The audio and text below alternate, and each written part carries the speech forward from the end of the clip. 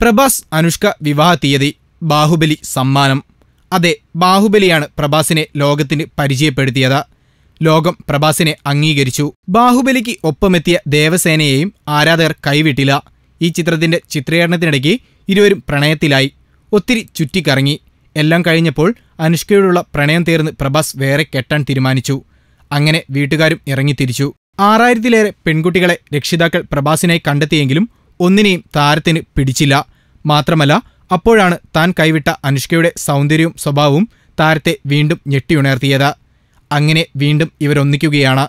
ഇനി അനുഷ്ക അഭിനയിക്കുന്നത് ബാഗ്മതിയിലാണ്. ഇതും ഒരു പുരാണ സംഭവം തന്നെയാണത്രേ. ഈ ചിത്രത്തിൽ അഭിനയിക്കുന്നത് പ്രഭാസിന്റെ നിർദ്ദേശപ്രകാരമാണെന്നും അനുഷ്കയോട് അടുത്ത വൃത്തങ്ങൾ പറയുന്നു. അരുന്ധതി, രുദ്രമാദേവി എന്നീ സിനിമകളും ഇത്തരത്തിലായിരുന്നു.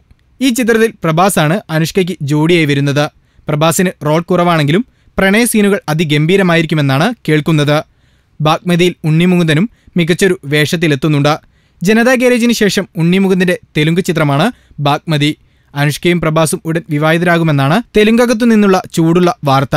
തിരക്ക് കഴിഞ്ഞ ഉടനെ തീയതി തീരുമാനിക്കുമെന്നാണ് അറിയുന്നത്. Film court.